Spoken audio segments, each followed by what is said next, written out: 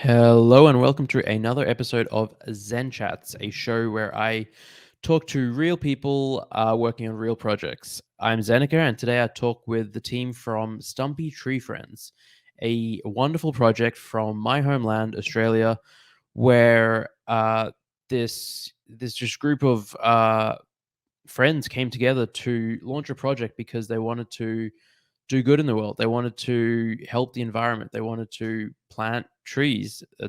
That's the crux of it. That's the core of it. That's the beginning of it. Actually, there's so much more, but one of their core missions is to be a carbon negative collection and to help other collections, reduce their carbon footprints as well. They have ambitious plans that scale far beyond just this beginning mission, but I think it's just a really good vision that they have and way that they're approaching the space, different to most other projects, honestly. And there's cool art, there's cool perks, and we're going to get into all of it, so you'll hear it. If you enjoy the content, please like, follow, subscribe to the channel. It really, really helps. Let's jump right in.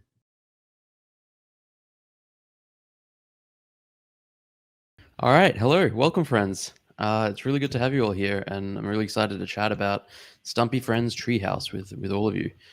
Hey, Zen. Yeah, I mean, Nice to meet you. hey, yeah, Thanks for I think having us. yeah, I mean, I'm so excited. We chatted last week. I think it was last week. Time is so weird. A few days ago, 2 weeks ago, recently. We chatted recently. Yeah. And then I was fascinated by your project and all of you and what you're working on. So I thought it'd be really cool to share what you are working on with my community and stuff like that. So, but before we get into the project itself, I think it would be really cool if we do like a round of introductions. If you can just quickly go through your background and like how you got into NFTs, and then we'll jump into the project. Maybe starting with you, Gene. Yeah, no worries. My name's Sean Jamison. Everyone knows me in the space as JeanyBoy. My background is physics and mathematics academically, and then after that, I worked in IT consultancy and IT business spend and research analytics for a couple of years.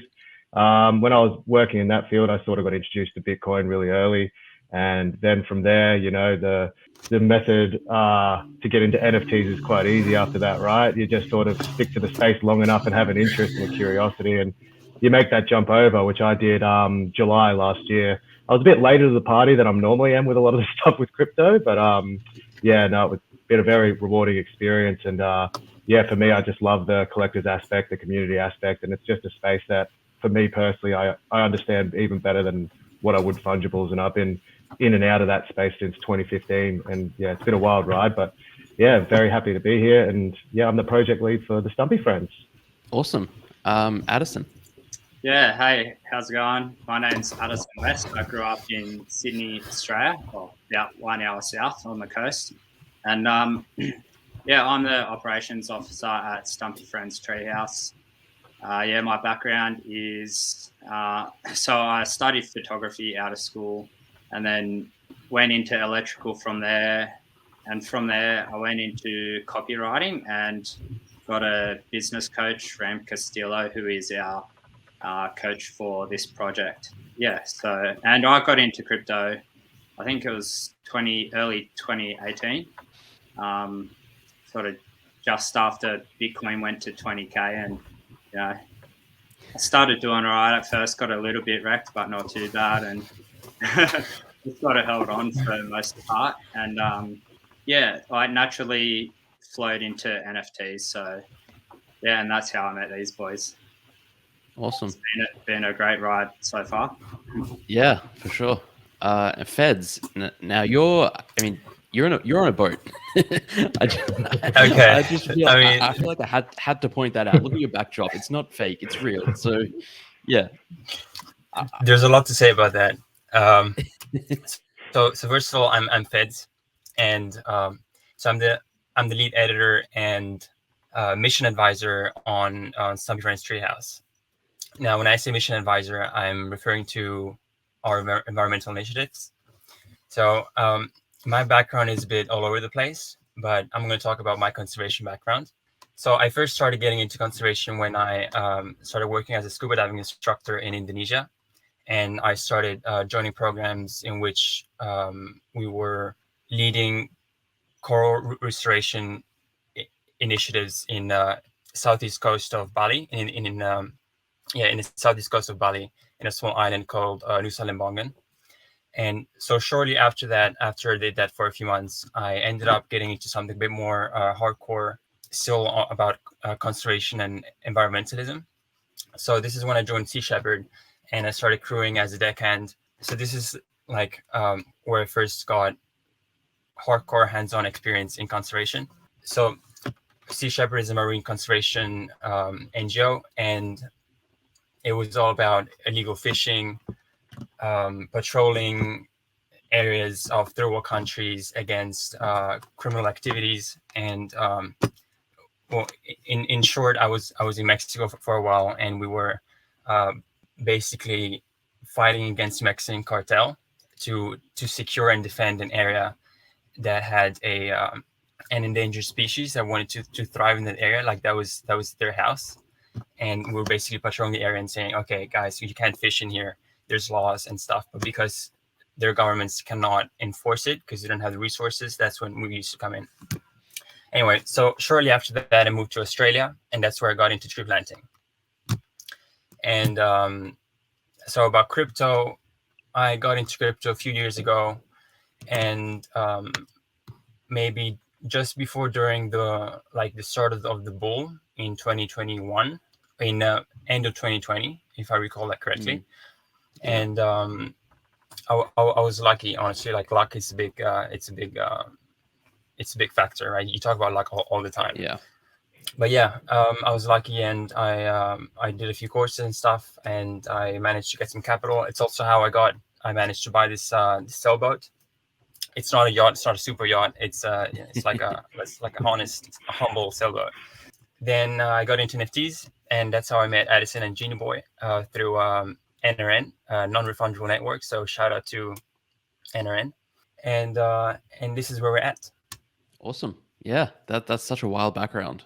I mean, I could talk to you about that for a separate podcast for hours and hours. I mean, the Mexican cartel and that entire world. But let's bring it back to Stumpy Frens.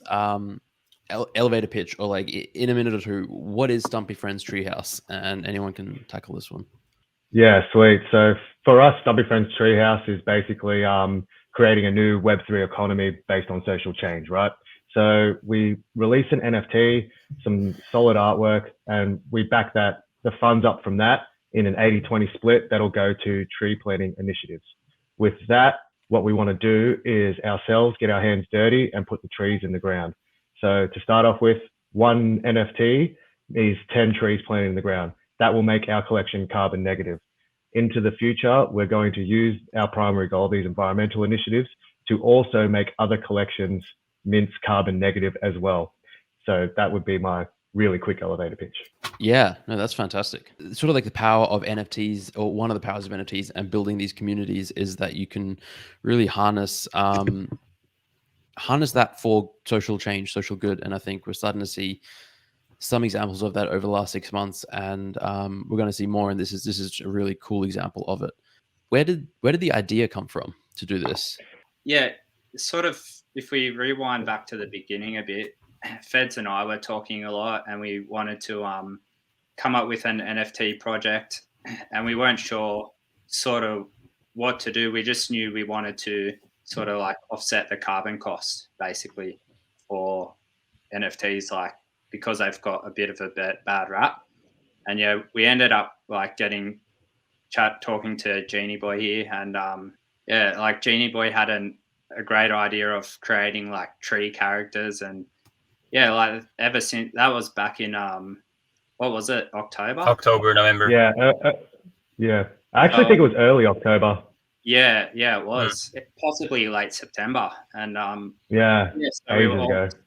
Yeah, we've had a lot of discussion around this, and you know, like I'd also like to add the concept of how can the NFT space have a physical impact, like that has meaning in the real world, right? Like I respect digital efforts. I respect it a lot. It's it's honest work. But what does that mean on an environmental perspective, right? Like, what does that mean for our planet? What does that mean? What can we do together to have that, to have those digital efforts reflect, physical efforts in real life. That's also a bit about the like the true concept of what we're about. Yeah, and then for us as well, we drew our inspiration from the summer bushfire crisis that we had in the summer of 2019 and 2020. So I don't know how much this permeated around the world, but it was catastrophic. We had 3 billion terrestrial animals affected, most of them dead, a lot of them now like endangered or getting close to critically endangered. And one of the big things that we noticed was we had for the people themselves to get money to rebuild their lives, because, the government wasn't really stepping in enough. They had the Red Cross bushfire appeal. They ended up generating about $242 million worth of donations, which is amazing. But, even 6 months after, they had only allocated 50% of the resources. Not only that, they took 5% of those resources, millions of dollars, to just pay in admin costs. They were originally going to take 10% before they were basically got a lot of public backlash and reduce it to 5%. But that's because the fund is so big. If you actually think about the Red Cross in total and all these little initiatives, they're taking so much money and taking way too long to do it.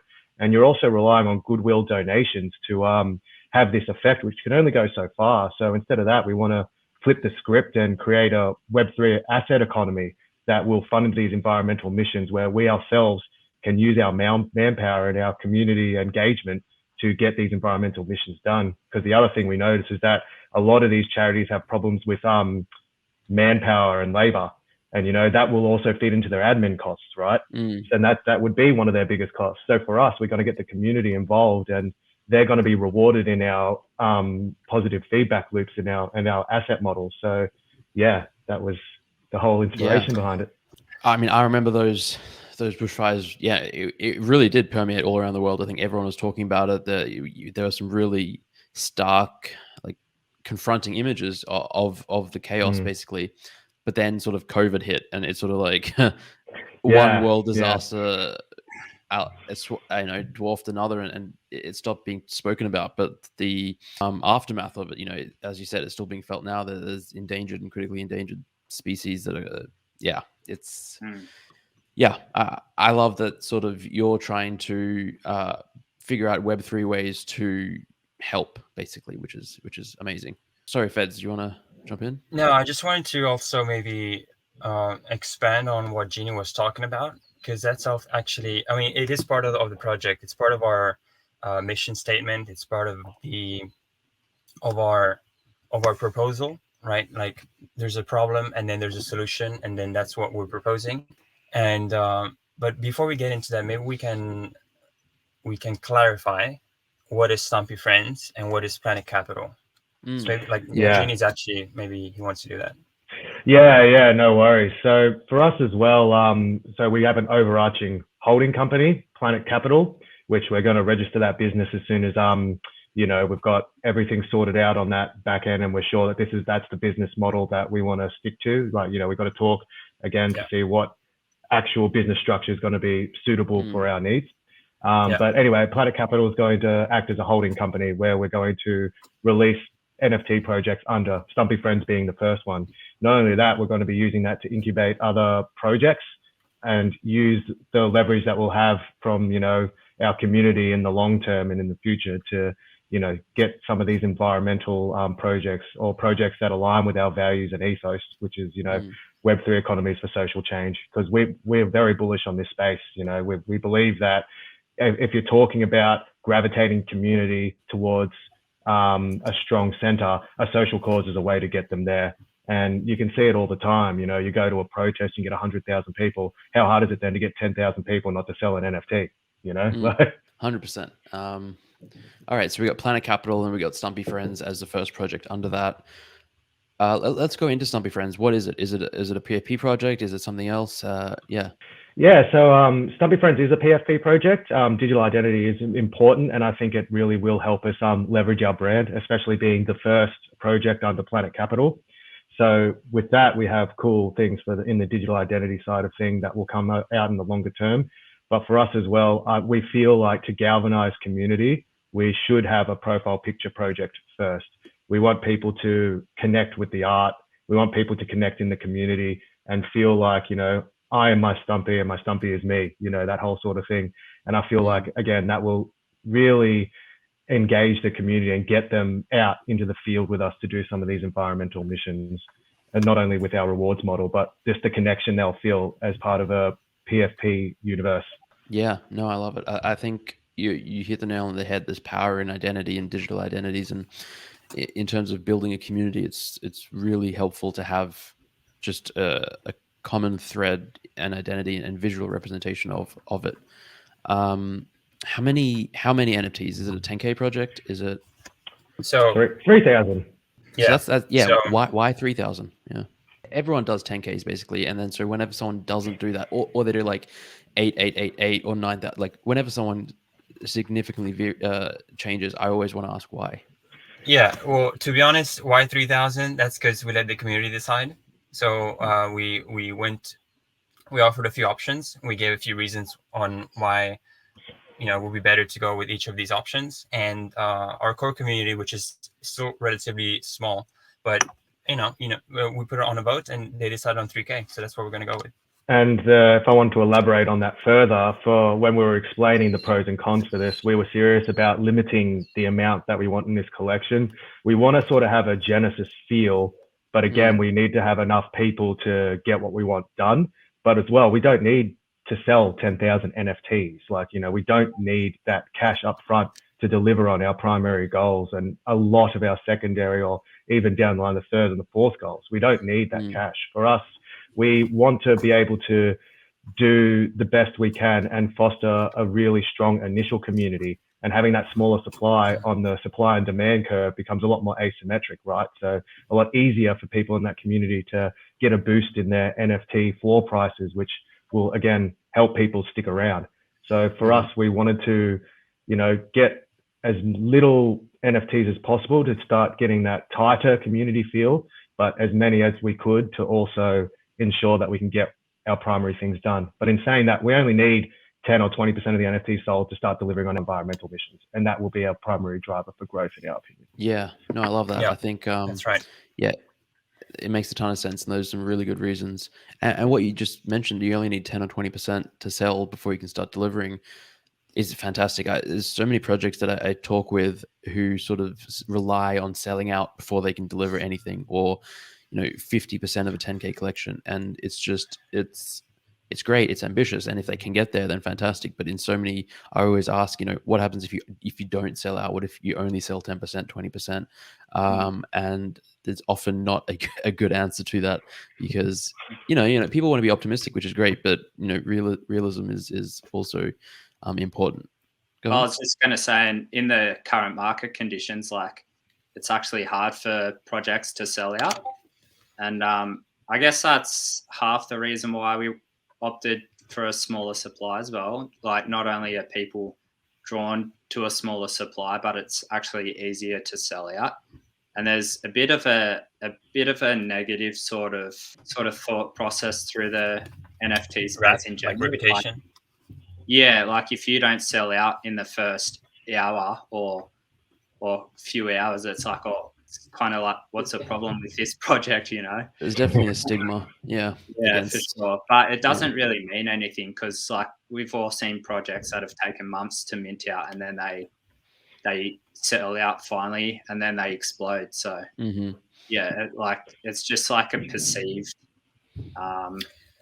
negative outlook on these projects. Yeah, some of the most successful projects didn't sell out instantly. And I always like to refer back to them. Bored Ape Yacht Club took a week to sell out. Punk's Comics took like 2 months, maybe 6 weeks. Blipmap took a month plus. Crypto Covens took over a month. It's crazy. When you really think about, expansion punks take 3 months? 3 to 4 months, yeah. I think they launched in August last year and didn't sell out till December. And then that's wild. And they're thriving and doing fantastic now. It's a matter of perspective, right? Like Adisson was saying, you're going to look at it a flipper's perspective and see if it's profitable or not, and then you can look at it at a founder's perspective and see what your goals are, right? Yeah, it depends how you look at it. And again, it really does. It comes back to the fact that you can start delivering at 10 or 20% sold. So what does that look like, in terms of delivering, planting trees? What are you going to do let's say you sell 20% or fully sell out, what's next? I'll let you go for this one, Feds. Okay. So first of all, what we're trying to deliver, I mean, we actually jumped into Stumpy Frens without actually talking about Planet Capital, but we can circle back in Planet Capital later. So with Stumpy Frens Tree House, it's about fostering a conservation culture within the NFT space. And there's different ways to do that, but focusing on what we want to deliver, so we want to plant 30,000 trees to offset the carbon cost of our 3,000 NFTs. And how do we do that? We will launch and execute a tree planting mission. We're talking about in the real world, okay? Not metaverse, nothing like that. Okay. Real trees, yeah. Yeah. Sometimes I have to clarify that. Yeah, no. Yeah. Web zero trees. We get a bit confused. So the first mission, so this is one of the many missions that we're going to do. The first mission is a tree planting mission, and the goal is 30,000 trees. The location is Queensland, Australia, depending on our first partnership with an established tree planting company that we're in talks with. And we're going to plant. So the plant type is gum trees, which are a great natural habitat for koalas, which are, as we know, an endangered species because of the bushfires of a few years ago.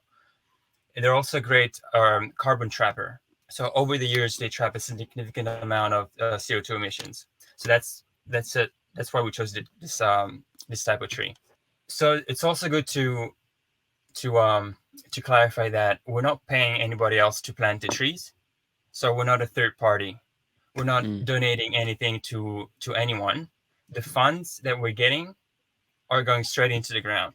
So the funds are actually going into their nurseries to get the seedlings, maybe another planting company to rent some gear, and a few more expenses to make the mission possible, like media costs. Media costs, something we'll also circle back to. But then after that, it's about Adisson, Jeany, and I, and whoever wants to join, which we already have actually many interested people that want to join as a tree planter. And we're going to go out there in the field and put these seedlings in the ground. Now, the most important thing is showing that what we're doing. It's documenting this whole mission, and it's showcasing our efforts to our community and whoever's interested in our initiatives. So the documentary is a very important thing.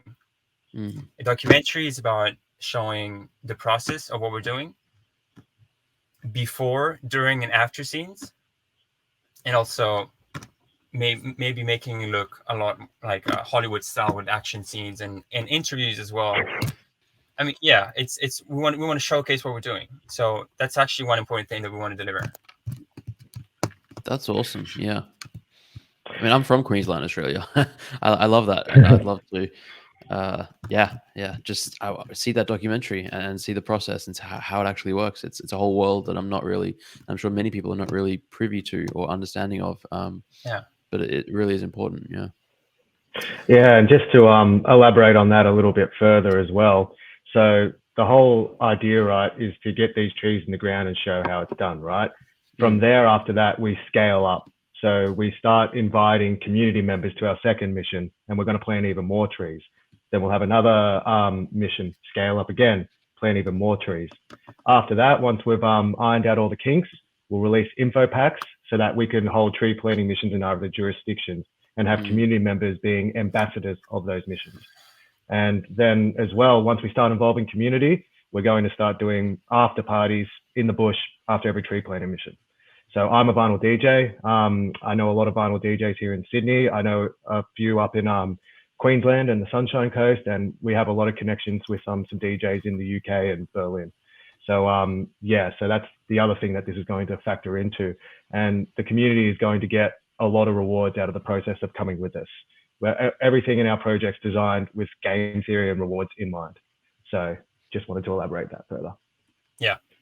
Yeah, I mean, it sounds fun. You're really making it fun, which is really cool. So, yeah, I mean, that's Stumpy Tree Friends, do we want to go back to Planet Capital and talk about maybe, Feds? I mean, other projects or the bigger vision? What does this mean for, Web3 in general? What does this mean for other projects? What does this mean for the NFT space? Because at the end of the day, if only this happens, then we're just an NGO that's growing capital, right, to fund their own missions, which of course there's nothing wrong about that. It's actually, it will be great. But we want to offer, so our value proposition is a proof of concept for other projects to lean on and to benefit from. So if they would want to come about as being more environmentally friendly, to maybe introduce another value to their project, or introduce another value to their vision as a whole, or to attract more, to expand their customer segments, right? Then what better way to do that than to partner with an NFT project that's already doing that, instead of it doesn't have to replace donating to other established NGOs. It doesn't have to replace that. But we have a certain carbon cost that we want to offset, and that's on our collection. The thing is, other projects have their own carbon costs. What if they want their carbon cost offset as well? Then we can enter into a partnership, and we can include their carbon costs into our missions. So when we launch our missions, and when we execute them, we are offsetting their carbon costs as well. In turn, making them environmentally friendly. Yeah. I mean, it sounds brilliant. How does it work logistically speaking? So let's say a project is going to mint out 10K NFTs, or they've already minted out, and they want to sort of offset their carbon costs, become carbon neutral or negative, and they want to partner with you. What does it look like from that perspective? Well, so for us, we have 3,000 NFTs. We're planting 30,000 trees because we're going, we're taking a few steps forward, right? We don't want to just offset our carbon costs. We actually want to, become carbon negative and make a significant event out of it, instead of planting. We could easily plant, what's the ratio again? 3 trees per NFT? Yeah. 3 trees makes it carbon neutral, and 10 makes it carbon negative. We figured out, Feds did some excellent calculations. It ends up being about 50 kilograms of CO2 on average per NFT minted. And that's the equivalent of watching YouTube straight for 400 days. For a 10K collection, it's the equivalent of watching YouTube straight for 11,000 years for one NFT, for the whole collection. So, 500 tons of CO2. Yeah, and I'll just elaborate on this further, because there's this we know in the space that Ethereum's the problem, right? Not the NFTs. It's almost kind of like blaming the steering wheel in your car for the emissions of the car itself, where it's like, it's a combustion engine, but the steering wheel makes up a part of that, right? Yeah. So the idea is that if you can do something within that framework to reduce that carbon output, that's a good thing. We all know Ethereum's moving to proof of stake, but there's 2 things with this. One, how long is that really going to take? I've heard proof of stake, for the last 4 years, maybe even longer. Maybe I think 2017 is when I first heard about proof of stake. And, there's one, how long is that going to take? And 2, if you're talking to any scientist that knows anything in the climate change area, you'll know that we need to get carbon out of the air. This carbon cost of the NFTs of Ethereum is already baked in. So that isn't going anywhere unless we do something about it. And that's what we want to do. Yeah. And once Ethereum 2.0 comes out, there's still going to be a carbon cost, right? So that means people will still need to offset their emissions. And, that's what we're here for, basically. So, and on top of that as well, the more projects we partner or collaborate with, the more collections we offset our carbon cost for, that means more eyes on our project as well. So the more attention our project gets. And so, we've got what's called the stump of approval, or also known as stamp of approval. And so when we do offset another collection, then they will get that stamp, and it can be, we can create an NFT or something. So, on Twitter, how there's a hexagon profile picture. So we can like merge our stamp of approval with a display picture. So it's like 2 in 1 on that Twitter profile. So people know this is like a planet-friendly NFT collection. Nice. As well. Why would a project elect to partner with you to offset their carbon footprint versus, say, buying offsets or some other option? Is there a benefit that? Yeah, so there's a twofold answer to this, I believe. The first one is an NFT project collaborating with another NFT project creates hype in the space, right? So if they're partnering with us, it gets people hyped up, and it also reflects in more demand on their side. The second thing is there's lots of things you can do to for us to gain value from the other NFT project that might even end up being cheaper than actually offsetting it through, other means. So for instance, we have also a strategic investment fund. Some collections can drop some of their NFTs in that, because those NFTs are their IP. If they've got some team stacks, it really didn't cost them anything at all. But for us, they're valuable. For our investment fund, they're valuable, right? The other thing is as well, you've got they can always just send us ETH. Like that'll be great. Don't get me wrong. There's got to be many options they can use. And for us, all we want to do with that end of things, because we don't need their Ethereum to get our things done. We're already planting these trees. So everything we get from that will be cycling into the community somehow with further rewards, whether it's like maybe a free merch drop, maybe a free, I don't know, it can be anything really. So we'll let the community decide on those sort of factors. But if it's either going to be, it's got to go to our treasury through an investment, which is we're getting significantly more value, or if we're getting the Ethereum value, then we're going to be putting that straight back into the community. Yeah, no, that makes a ton of sense. Yeah, I mean, there's just something much more wonderful about partnering with other Web3 NFT projects to do things. Like, I think pretty much everyone in this space, if you can, and the option is to do something with a Web2 company or a Web3 company, you're going to go with the Web3 route just because it's generally better. And yeah, we want to support one another. And yeah, there are all sorts of untold benefits that can arise that are non-tangible. But yeah, like you said, whether it's building hype or just, extra attention on a project, it's there are definitely benefits. And we're very serious as well with having really strong collaborations. We don't really want to do a whitelist for a whitelist kind of thing. So again, if you're partnering with us to make your collection carbon negative, there's a lot of things we can do to add extra value. Come to our parties, your community. You planted the trees, come to our parties. You can participate in the tree planting missions if you want. We've got we'll have eventually like more VIP tailored experiences, both Web3 and in real life as well, that we can offer to collab partners. And we're here as well. We're very active in the space and our DMs are open. So our collab partners, like, I want to bring together what I'm calling a community of projects. So the idea is the space is really nascent and it's so small. Like, what is it still, like under 500,000 people that have ever bought an NFT or something like that? Might be a bit more now, but it's I like still around, think it's small. It's over 1 million wallets, but I think in terms of a unique humans, it's probably around that 500,000 mark. Yeah. So the way that I see it, especially in how the space has been evolving recently, I've heard this so many places, people are starting to feel fragmented and lonely now because communities are fragmented.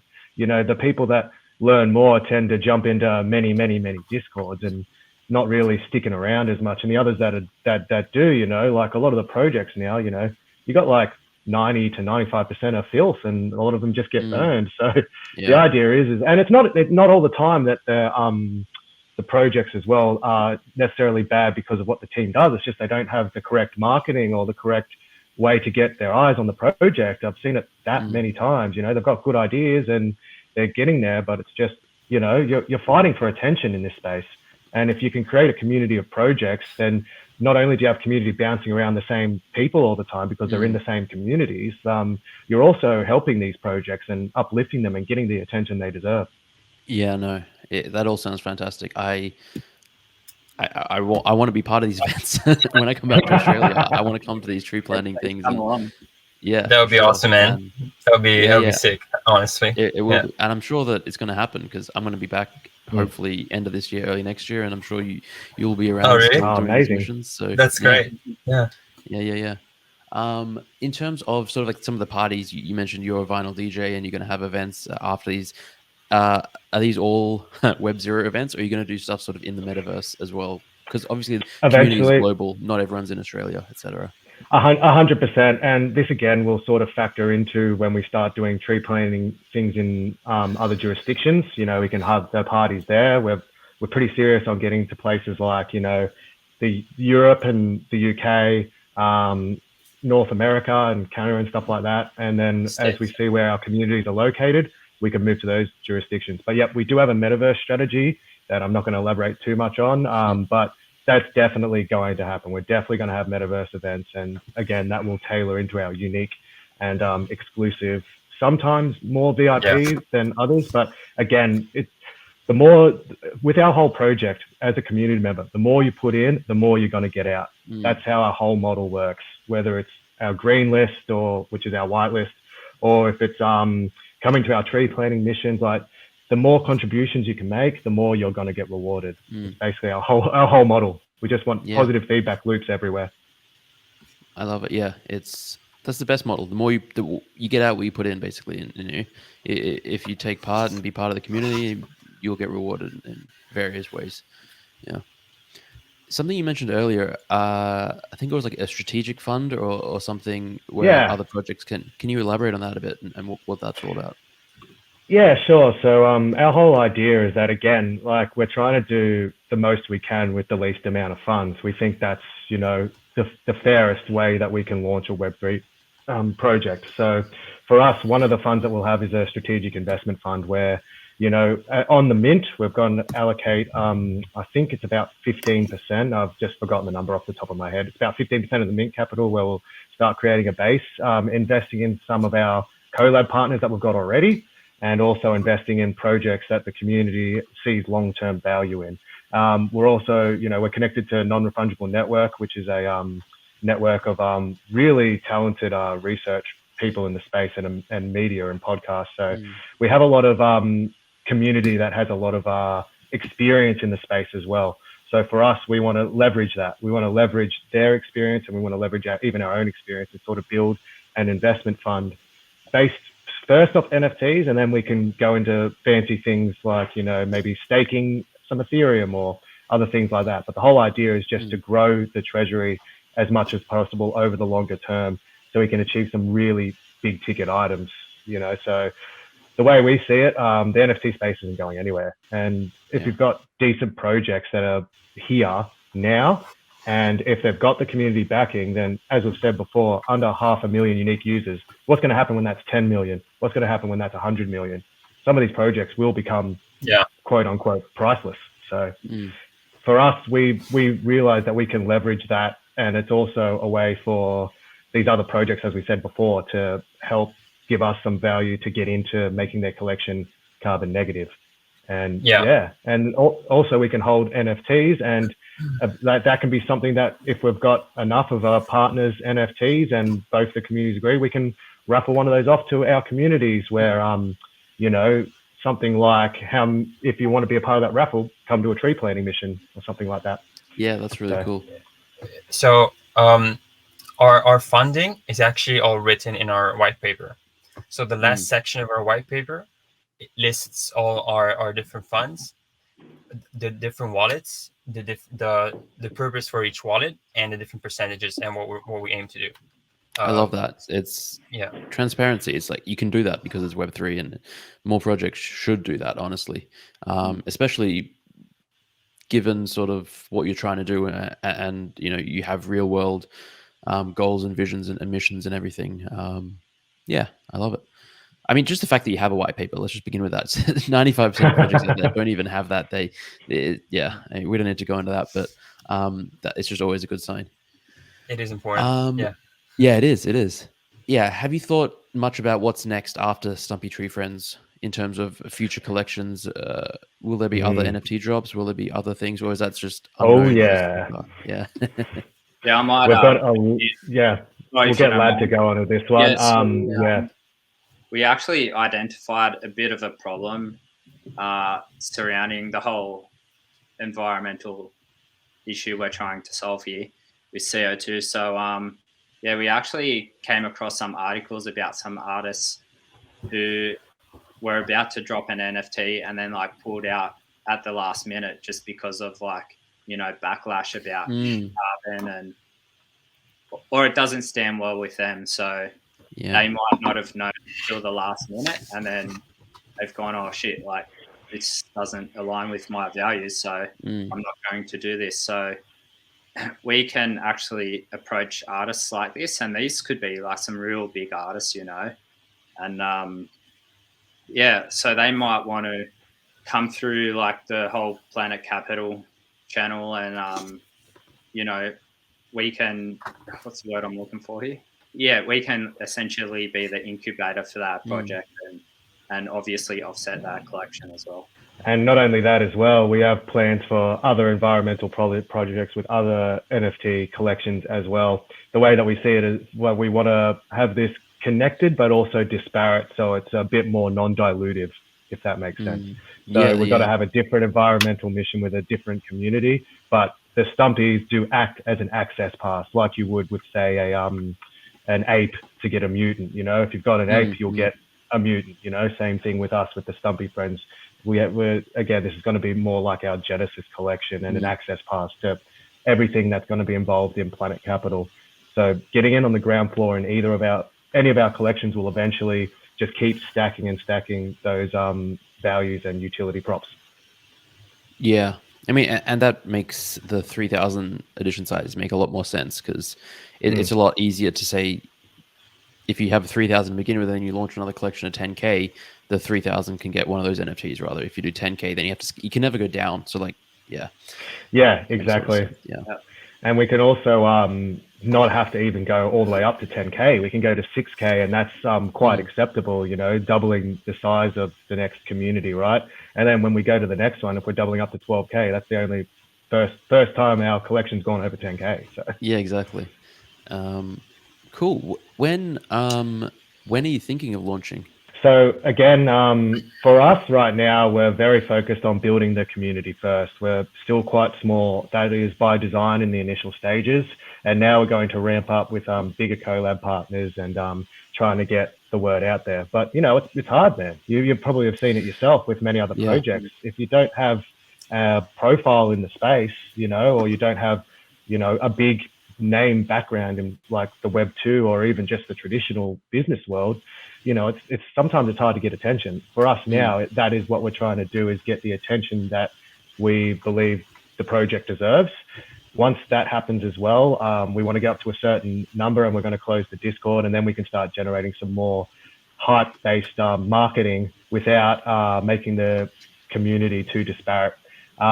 With that as well, we have a process that, again, if you contribute, you get onto our whitelist, our greenlist. So for that, those quote unquote engagement farming type of stuff isn't going to be your access to the whitelist. It'll be basically, you can do that to get into the Discord, and that will be, then you'll have your chance to get onto the whitelist themselves, or the greenlist as we call it. So for us, again, we're starting out small in terms of our launch.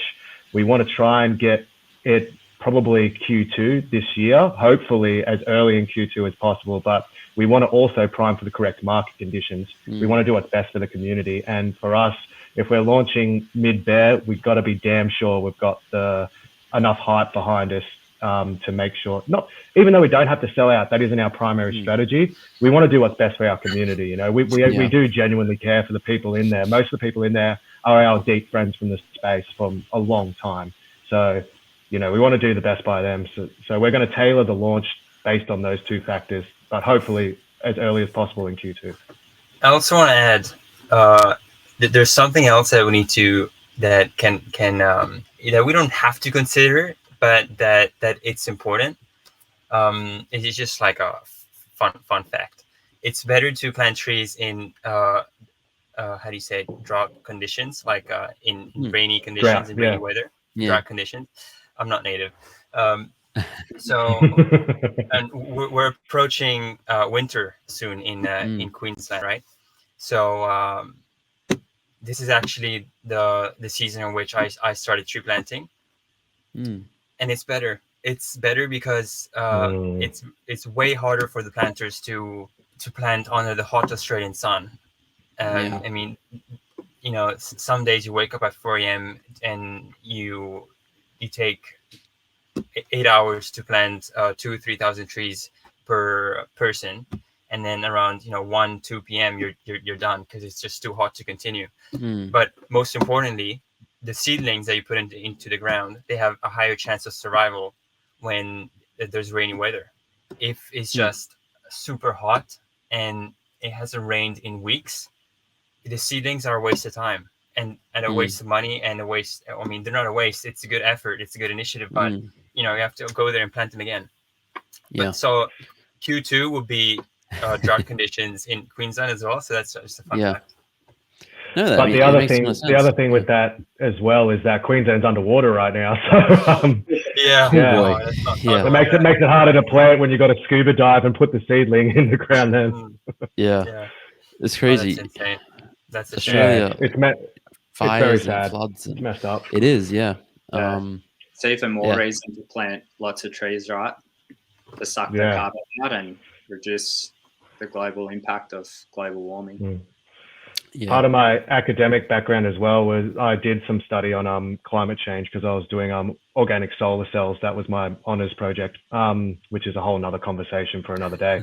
But that's the thing, you've got Australia is extremely prone to climate change. One very, very prone to climate change. And there was a paper released in 2012 that said by 2020, catastrophic bushfires will become a lot more normal, a lot more devastating on the year it happened. Like you can predict we've got some of the best climate scientists in the world. I know a lot of them have gone overseas, but a lot of them have stayed. And that's the thing. They're all saying the same thing. Australia is really bad for the effects of climate change. And it's really going to mess with our biodiversity, our food bowl, our, just everything, our tourism industry, like everything. It's going to affect people's wallets. It's going to affect our unique landscape. It's going to affect our unique animals, got some of the most unique wildlife in the world.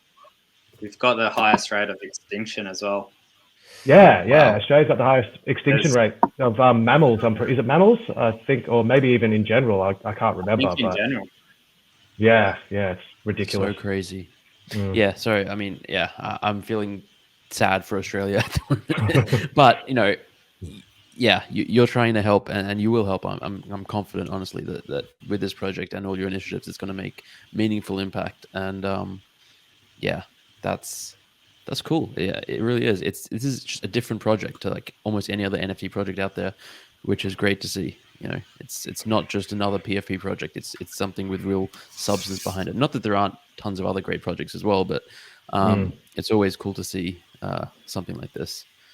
And in terms of your launch strategy, I love that as well. Like, you're not rushing it. You understand that you want to build a community first, and that's honestly, I speak to 50 project founders a week lately, and so many of them don't quite grasp that or understand that, and I try and tell them how important it is to build a community first and push the launch if you can. Don't try and rush it.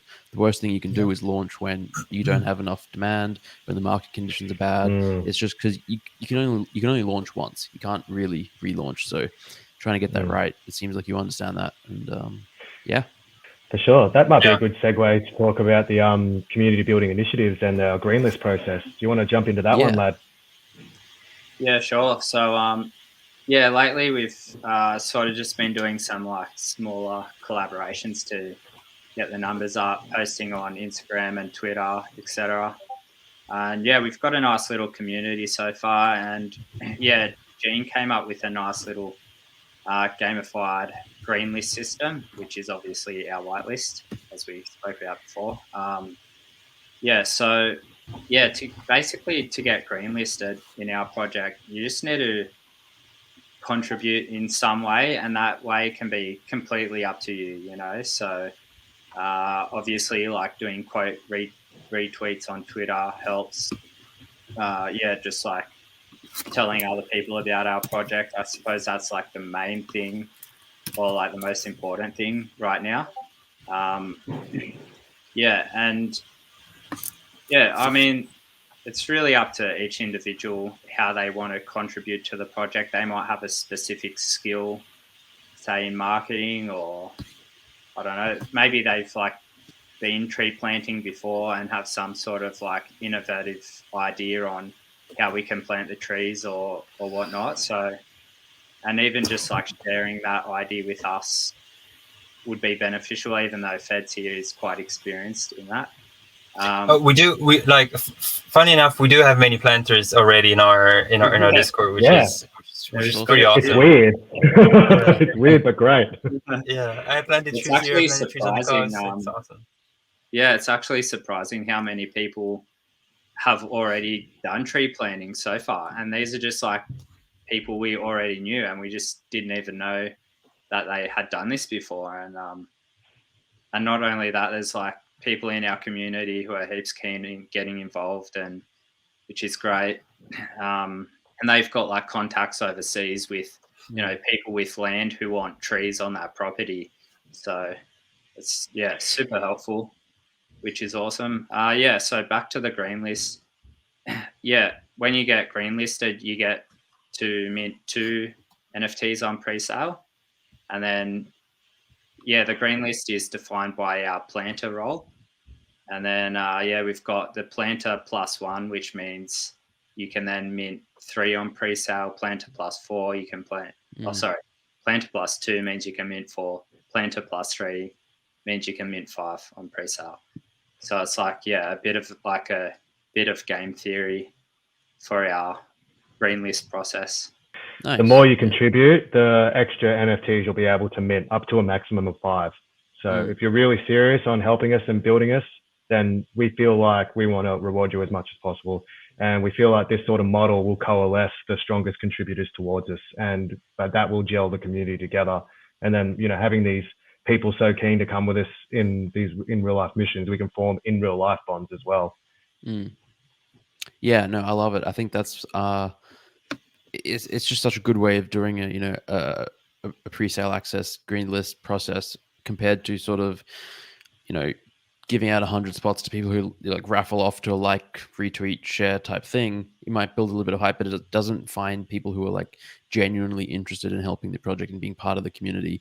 And oftentimes the genuine people miss out in projects like that. Whereas if you're really, it takes a bit more effort, but you're sort of trying to reward those who are community members first and foremost. So I love that. Yeah. Is there anything? Yeah, I mean, I feel like we've covered a lot. Is there anything else that you want to touch on for either Planet Capital or Stumpy Tree Friends? We've touched on a few things.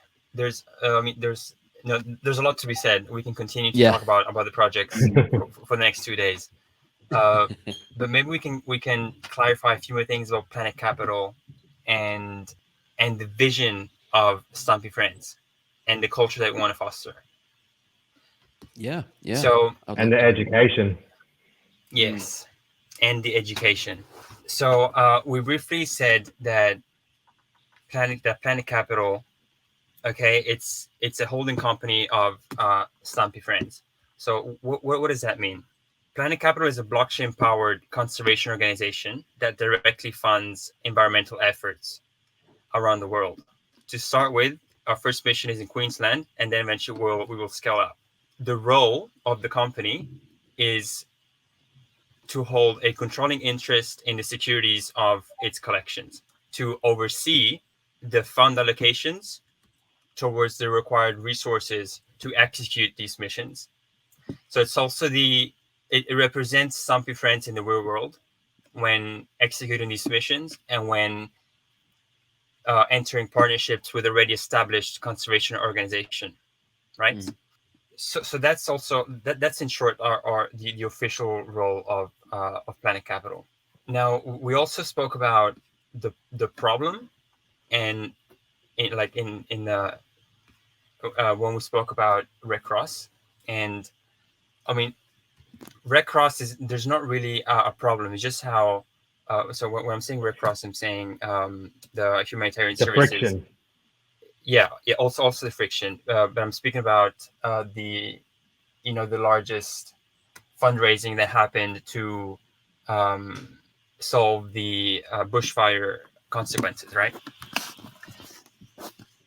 I mean, Red Cross is not the problem. The problem is having such a large business apparatus. The problem is capital inefficiency, right? The problem is having to go through so much friction in order to make that environmental mission possible, because there's so many players involved, right? So at that point, when you have a large apparatus, admin costs are just necessary. They're important for a charity. They're part of a charity's investment. It's not only paper shuffling; it's also staff training. It's evaluation and monitoring of each staff. It's data collection. It's meeting legal obligations. It's overseeing the decision making processes towards these resources, towards the resource allocations. They do provide a great structure to make the positive impact through volunteering and government grants and private funding. But we've come to a point in which climate disasters, require rapid implementation, right? Like we have to act fast, and this is why we adopt blockchain technology to have a more efficient, a more capital efficient business model. And so the way we do that, basically there's less fees involved because there's also less third parties. So there's less going through party to party to sign a contract, to sign a government grant, to make sure that this is possible, to get an approval of something. So there's less bank fees. There's no platform fees. We use software and online mediums. So that means there's no offices, there's no rent, there's no leases. We are a skeleton team. So the labor costs are also reduced. And in short, that reduces our admin costs, right? Because we're a more skeleton-based apparatus, right? Our organization is small. Like we're more rapid to execute these missions. We don't have to go through all these channels to make those possible, right? So that's problem and solutions. Yeah. I mean, it's fantastic. It's one of the beauties of Web3. It reduces a lot of the friction and cuts out the middlemen and transaction costs and fees and all that kind of stuff. Playing devil's advocate a little bit, let's say you scale and now all of a sudden have millions and millions of people part of your organization. It's going to cost a lot more. Like, do you think you'll still 100%. Be able to sustain this, quick to, get funds and allocate them? Or do you think at a certain point you'll just have a lot more admin overhead and issues to deal with? Have you thought about that yet? We have.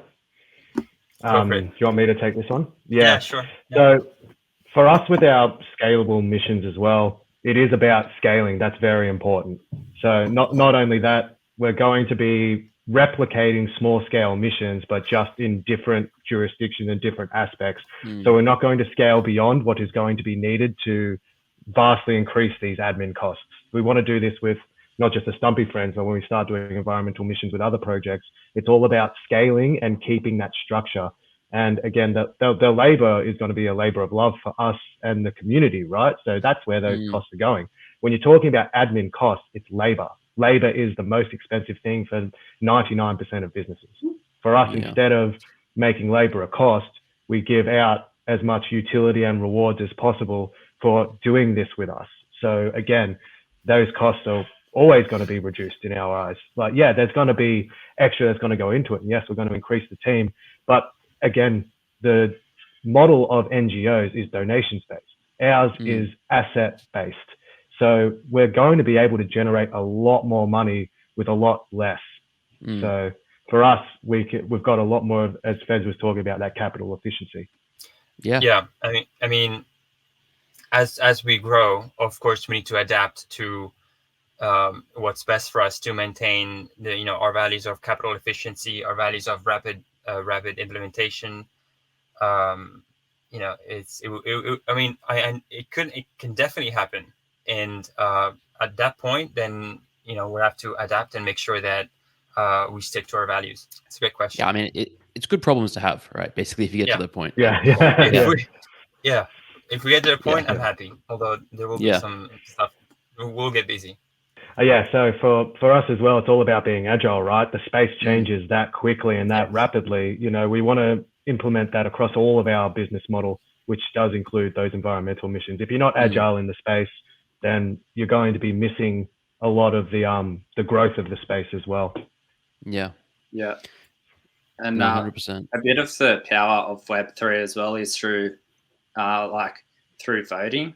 So if you hold the NFT, you get a vote in where the money goes. So say if bushfires happened again, and I'm sure they will, then we could put forward a number of different ideas that the community can vote on, and the top vote or the top 2 votes could be like the missions we go and do.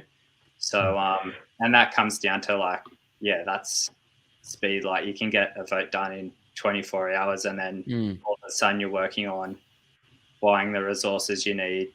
And obviously we've already got the community of people who want to do good for the world, and so I mean, I feel like it's just a lot quicker than a typical NGO. Yeah. In that regard. I think just inherently, if you scale to an enormous size, there's just, because you're built in Web3 with that in mind, it's just like there's just less friction and less middlemen and less transaction costs that are just going to make it better regardless. And a lot more automation as well. Yeah.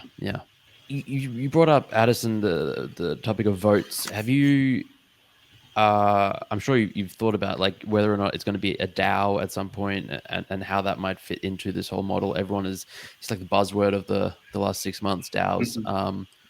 What are your thoughts and stance on DAOs and whether it might fit into the Planet Capital and Stumpy Frens model? Yeah, so we did talk about having one, and I think we may do in some way, but we may not call it a DAO just for legal reasons. And we've all seen collections being taken off OpenSea just because they've had the word DAO in their name, So it's an area we need to tread carefully around and get some proper legal advice around. But as mentioned, we do have our community wallets and stuff, so which will be fully transparent. People can see where that money's come from and gone, and how much is in there. So. So, according to the current regulations, right, having these DAO structures can be a very legal grey area, and it can get your collection taken off OpenSea, and then you lose all your volume. You're not collecting your royalties. You're not achieving your primary goals, right? Or it's a lot harder to anyway. For us, though, we do feel like this is quite an important issue of giving the community the access to decisions in that process. So, but for us as well, we do have quite a unique vision, and we got some unique experience in these areas. So we do want to have what we're going to be calling community treasury voting. So we're going to have ideas that we'll put to the community and different options. You can always suggest something, and we'll definitely take it on board. We're very relaxed people, and we love brainstorming with our community as well. And we will put your vote up there, but it has to come through us. Not just for the legal reasons, but for the initial vision. And just stressing that it's the initial vision. Once we get to the longer term, and we're very, very established, we can, if legal things pending, create that DAO structure. But for us, while we have to execute on this initial bit, for any business, not just an NFT project, any business, the short term is the biggest risk. As soon as you launch. So once we get through that stage as well, then we can start slowly transitioning to a DAO if it's one fit for purpose, not just for us, but for our community. But there is going to be a lot of community voting for our treasury funds and how we allocate it in certain ways. But those options again, and the types of votes we do, the suggestions the community has, it's just got to come through us first, just for those reasons I've discussed. Yeah, I think honestly most DAOs are not actually really DAOs anyway, and you can do basically everything without it actually being a DAO. And like you said, it's a huge legal gray area just because regulation has not caught up with the DAOs. They're not legally what's the word? Recognized. recognized entities. Yeah, the governments just don't know how to deal with them. Like, where does it fit into their legal system? It's really at the forefront. You speak to tons of lawyers, and they're like, "Well, our best guesses are this, this, and this, but it could change." So, not only that as well, for us that it's actually registering as a business down the line, we've got somewhere where they can send a cease and desist letter to us and shut us down. It's not a true, because there's the DAO under our entity, eventually that means the entity can be prosecutable in a legal sense. So for us, especially in our unique case, we've got to be very careful. Yeah, 100%.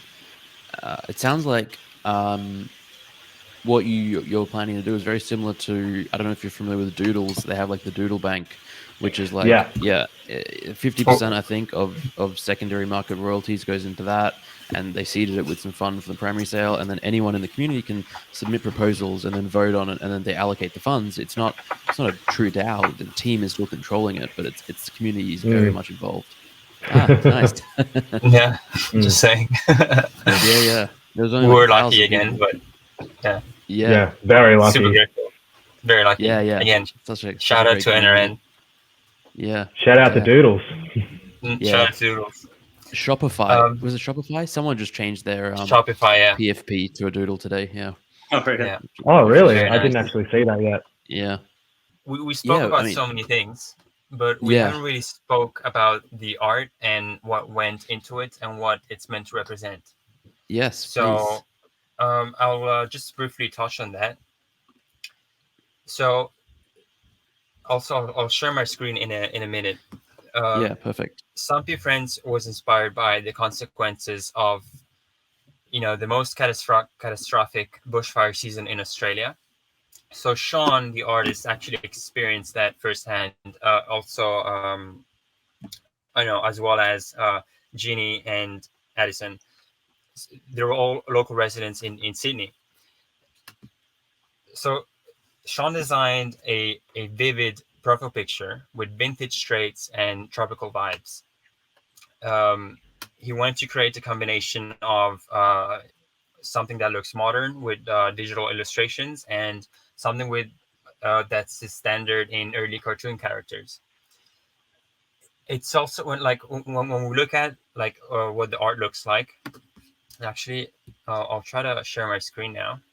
Yeah, I'll just elaborate a bit further while Feds gets that screen share as well. So not only do we have the artist Sean, who's one of my best mates, and he's looking to jump in as a partner as well. So the artist is going to be forefront with us through this whole, not just the Stumpy Frens, but the Planet Capital experience.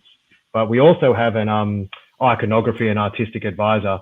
So a friend of ours in the space, he prefers to remain anonymous, but he's doxed himself to me, and he's had his abstract artwork featured in 10 Euro galleries in the early 2000s, and he's been working as a graphic designer in Germany and Australia for over 25 years.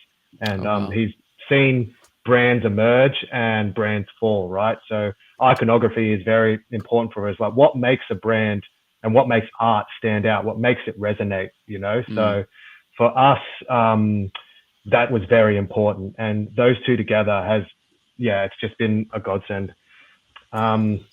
So sweet. This is how the characters look like.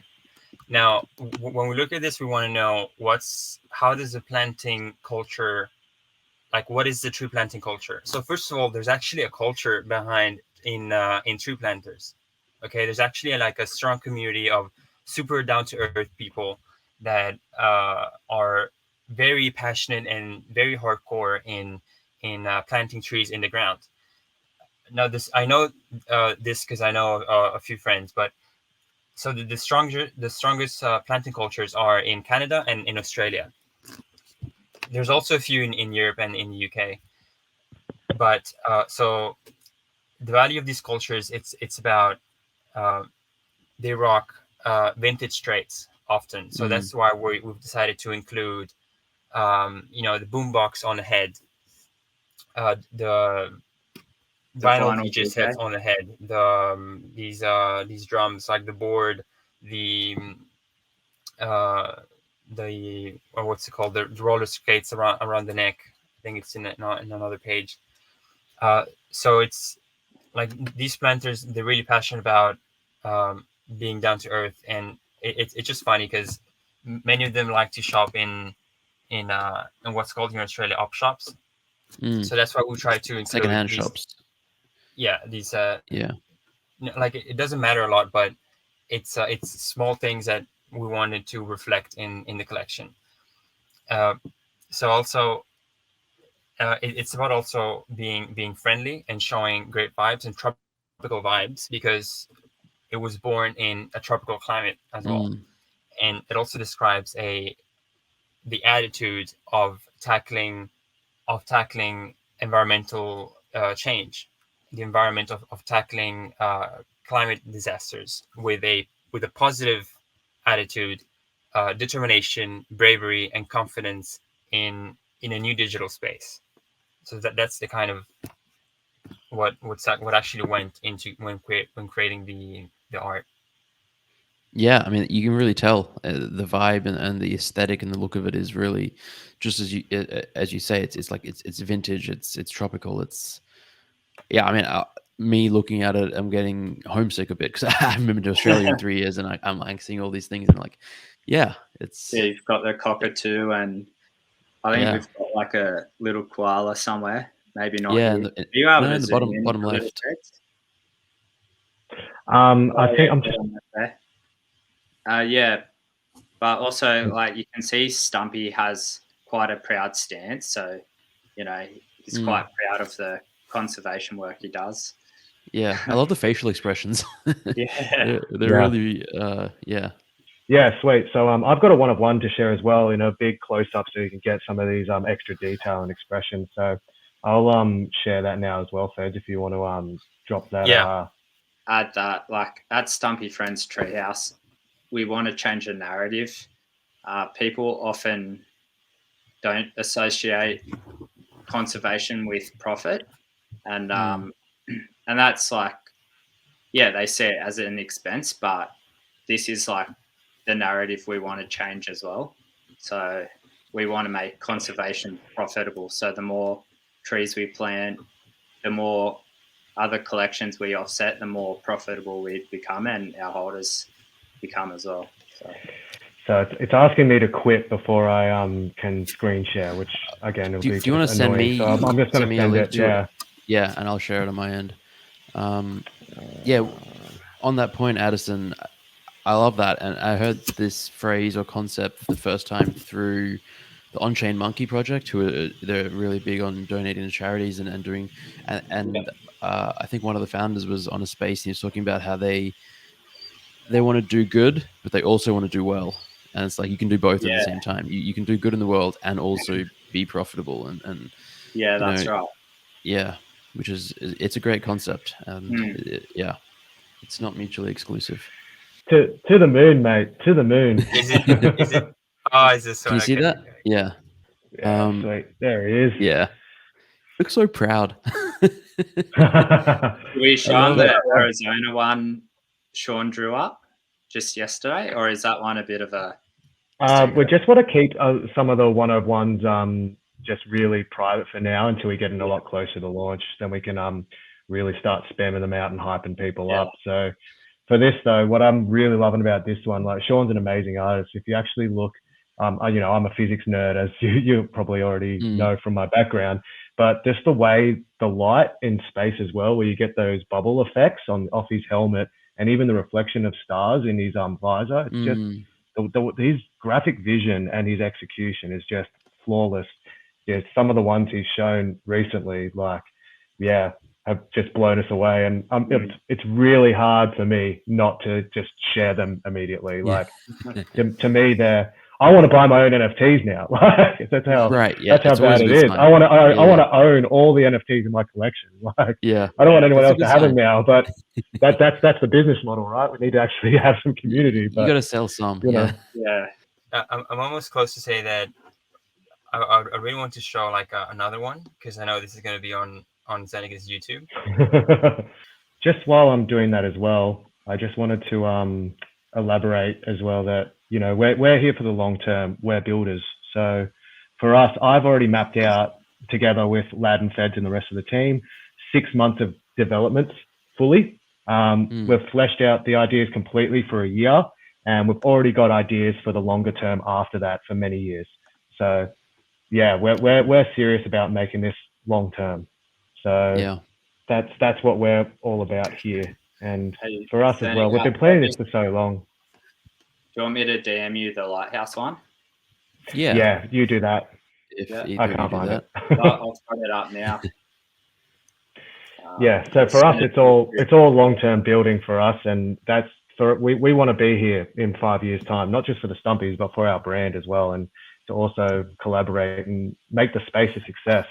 We love the space. This is so cool. It's so good. Yeah, look at his little mustache and pipe. Yeah. Oh, that's so awesome. I love him. With her ship in the background as well. Yeah. It's little touches. Yeah. I love him, but he's not even in my top 3 at the moment. But not to denigrate the lighthouse. I really love him, but just the work Sean has done, it's amazing, and I'm just glad to give him the opportunity to jump in. He's completely green to NFTs. This has also helped in a way because we've shown him some collections, to draw some inspiration off, but since he's so new, that's what makes the collection really unique. He's drawing from his own artistic style rather than what's in NFTs. Yeah. We have some references and in some form of another. We've got a pair of glasses trait with the Ethereum symbol on it. We've got some fun stuff like that in there. But we wanted it to be unique. We wanted it to hit the iconography mark. We wanted it to hit, the artistic mark in a whole different light that truly represents us and our brand and his excellent work. Yeah, that's awesome. How many one-of-ones are there, or are there going to be? We're just telling him, keep pumping them out, and we'll make that decision when we get to them because they're so good. I love all the rest of the collection, don't get me wrong, but these are all his hand-drawn and efforts that are then rendered in through his graphic design capabilities. So again, as you know, we've got the honorary system as well for some influencers that we're going to be using for different marketing techniques as we're getting closer to launch. And also we've got, just this guy here, like his lighthouse dude and all these other ones as well. So there's going to be quite a fair few, and we love that. And we're going to include all these one-of-ones in the mint contract. They're not going to be something that some whale can come and buy. Sure, if you got the public sale and say there's 500 left and some whale buys 300, fair enough. But all the likelihood is that you've got a lot of people in the general green list are the ones that are going to be getting the one-of-ones. Nice. And that's what we really want to do. The one-of-ones are actually a very important part of the collection. We've seen with Carrefour, they've had more one-of-ones that most of all the other collections, and it really represents it showcases how much effort the artist has put into the collection, and it also shows like a separate exclusive small part of the collection in which the artist actually curates every single one of them. And those end up being very iconic for the collection, as they're most rare, and they're also purchased by notable buyers, right? So those end up being the ones that are most marketed. That's why they're so important, and that's why we really want to put emphasis into that. To elaborate on that further as well, you'll find the community members that pull the one-of-ones will end up being your strongest community members. This is why, in my opinion, Doodles did so well with that model originally, by having so many unique one-of-ones or very rare characters, like 10 apes or 10 ice creams or whatever it is. That, in my opinion, exactly. So, and if they have so much uniqueness and a lot of one-of-ones and a lot of those really unique rares, you're going to gravitate for those holders to come and contribute to that community, in my opinion, anyway. Yeah, I mean, I'm really excited for this project and to mint mine and then hopefully get some cool ones. That's appreciated. I don't think we spoke about it, and you probably don't know yet, but in terms of mint price, do you have some sort of range that you're thinking? Yeah, so the pre-sale price will be 0.08, and that's not going to change. The reason why it's a bit higher than some other 10K collections is because purely for the fact that we're 3K. We feel that to offer that opportunity to buy into a smaller collection that has more of an asymmetric supply and demand curve will end up benefiting the people on that mint cost a lot easier, right? It's a lot easier to get the diamond handers to sustain floor prices when your collection's a lot smaller. So for us, 0.08 is quite fair. In terms of a public sale, it is going to be more expensive. We haven't fully worked that out yet, and we wanted to tailor that a bit to our demand, if that makes sense. Like, and what we think it's sort of worth, because at the end of the day, most of our allocations are gonna be pre-sale. Like we have a feeling, and well, we actually believe, not just have a feeling, that once we get the ball rolling and the hype train moves, people are going to contribute. They're going to contribute, and that's going to pump up those mints. And with a collection size of 3K, we want to have enough pre-sale spots as well, and to actually have the reward system in place. Then, as those rewards start running out, there's not going to be many for public. So for us, we do want to give, again, the community and the contributors the best chance, and most of the collection is going to be sold at 0.08. Yeah, I mean, honestly, that seems very reasonable for even a 10K collection of this caliber, but especially a 3K collection. Cool. Yeah, that's good to know. Is there anything we haven't touched on? We have covered a lot. I think probably the rest of the team. The team, yeah. Who else is? So there's the three of you. Who else is on board? Who else is working on this project? Yeah, sweet. So we've got myself, Lad, and Feds as founding partners. The artist, Sean, he wants to come on as a founding partner as well after the mint, which is when we're going to go along that route. Our business coach, Ran Castillo, I'll let Adisson talk about him because he's probably a lot more versed in his background. What I know is that he's on the board of 11 tier 1 companies and NGOs. What was the ones he worked for again? Was it Audi? Yeah, he's had clients such as Audi and like McDonald's and stuff. You know, those self-serve. So Ram Castillo, he's a designer, and he actually designed those self-serve checkouts at McDonald's. So he's very experienced. Yeah, business owner and investor of 11 companies. Yeah, on the board for those ones. He's our business coach. That's so awesome. We're not coming into this with zero business experience. We've actually got someone with real world experience, and he's like new to NFTs, but he's been like doing his research as well, and I think it's good to have like the whole business structure as well, the whole business model, because without it, you're not really going to hit targets. If you're not like specific in the goals, you're just going to hit around the goal, not bang on it, that sort of stuff. So, yeah. He's helped us narrow our focus a lot. And it's really, it shows, well, not just from the work we've put in since, late September, start of October, but just how finely tuned this project is. There's been a lot of his help and his experience in the traditional business world. So for that as well, we've got our lead Discord engineer and data scientist. His name is NFT Solo. He's been around the NRM network for a long time, and he's got a lot of background in back-end design and bit of front-end design. And NFT Solo is a back-end developer with a background in security, and he worked at Apple for 4 years. He's all about creating secure communities to enrich the user's experience. So he's a great asset in our team. Yeah. And then we've got our Solidity developer, FireGod. He's actually we found him in your community, Zenica. Yeah, so, I know FireGod.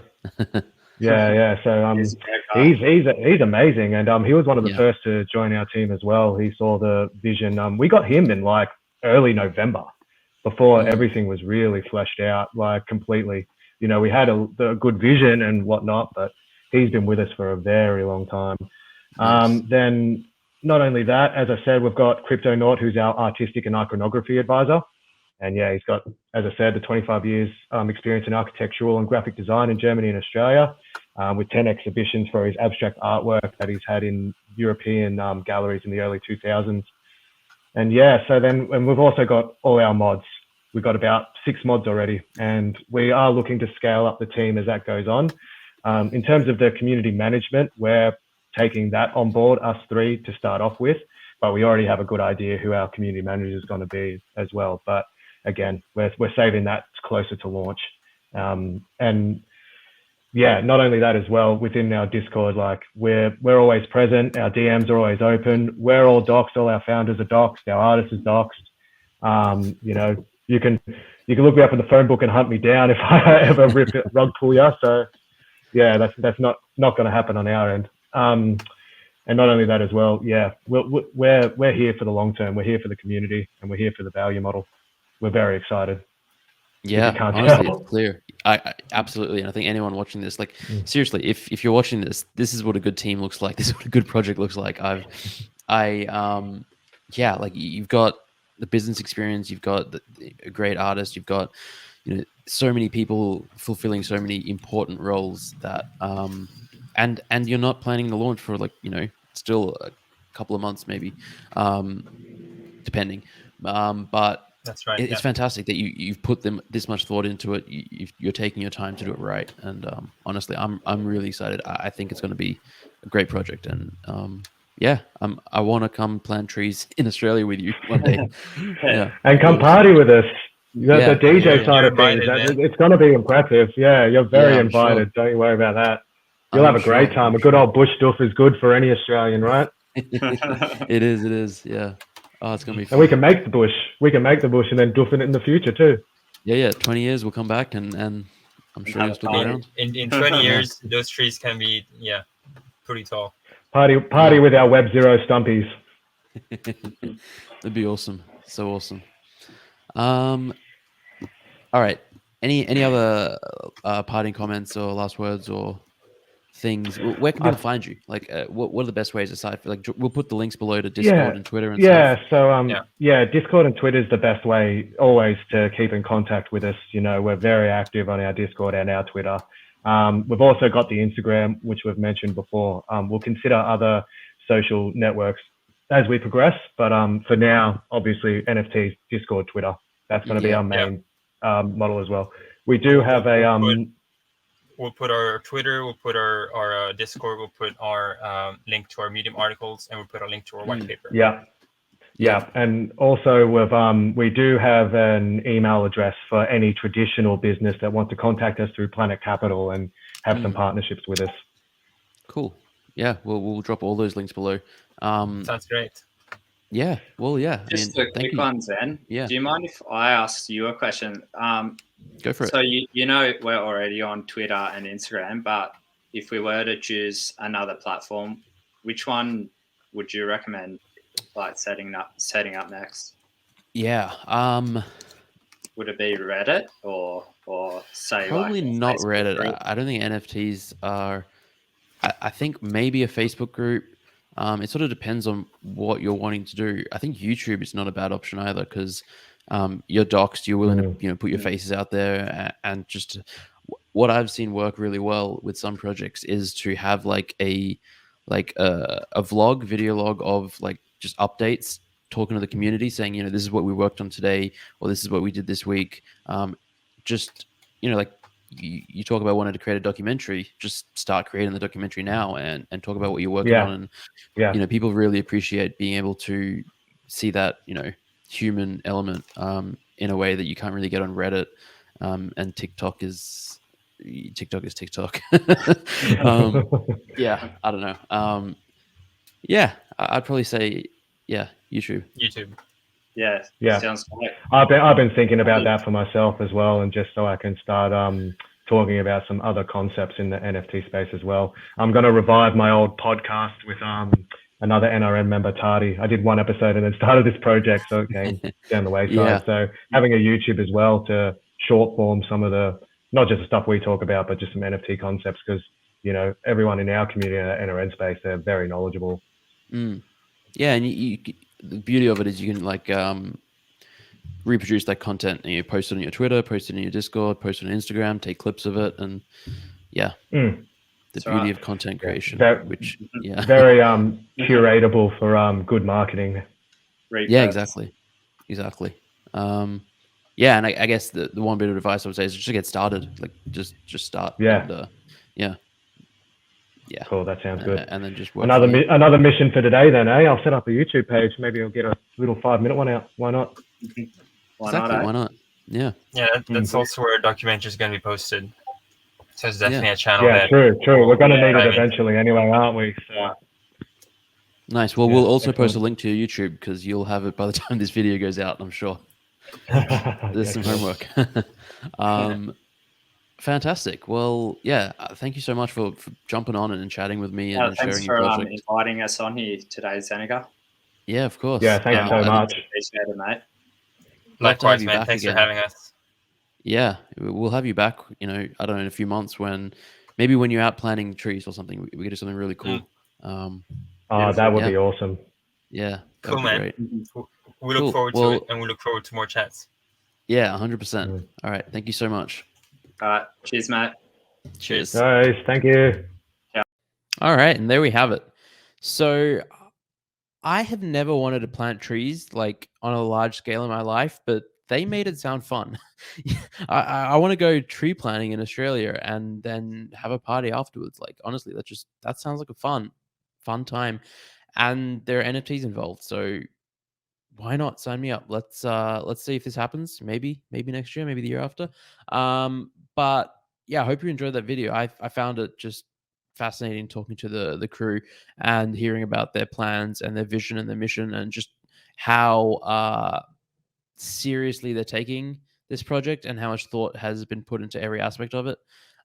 If you want to find out more, we've got all the links down in the description below. And if you like the video, then please like it and subscribe to the channel. Really, really appreciate it.